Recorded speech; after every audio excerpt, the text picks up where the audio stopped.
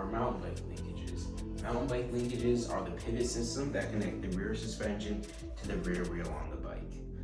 On the front of the bike, you can see that the front wheel is directly bolted to the suspension. If the wheel gets hit, the suspension will move, but that's not the case on the rear.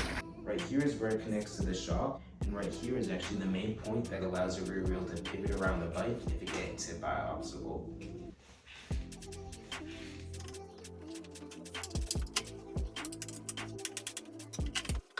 Here's a quick little example without the shock, just because it's easier to see. There are a ton of unique linkage designs, but you can sort of categorize them into two main genres.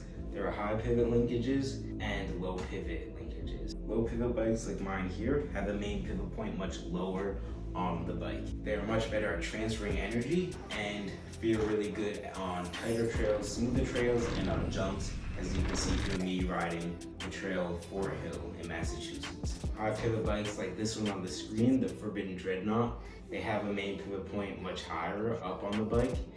And you'll also notice that they have an extra pulley wheel. This is called the idler wheel. This is because high pivot bikes stretch the chain when going out through their suspension, which would cause your pedals to backspin. But this extra pulley wheel gives your chain enough length so it can go and counteract this. High pivot bikes shine on rough terrain and going really fast, showcased by professional downhill racer Bernard Kerr. You can see the bike is unfazed by roots, rocks, and speed. The reason these linkages behave differently is the path of the wheel with respect to the bike when the suspension gets compressed. As you can see in this graph from the mountain biking website Pink Bike, the Forbidden Dreadnought, showcased in yellow, moves rearward from the bike. However, the two gray lines, which are low pivot bikes, arc back at the start but then go forward for the rest.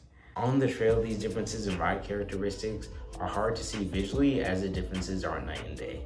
They're much easier to feel when riding the actual bikes. However, you can set up both genres of linkages to perform very well in all types of terrain. One just might outperform the other.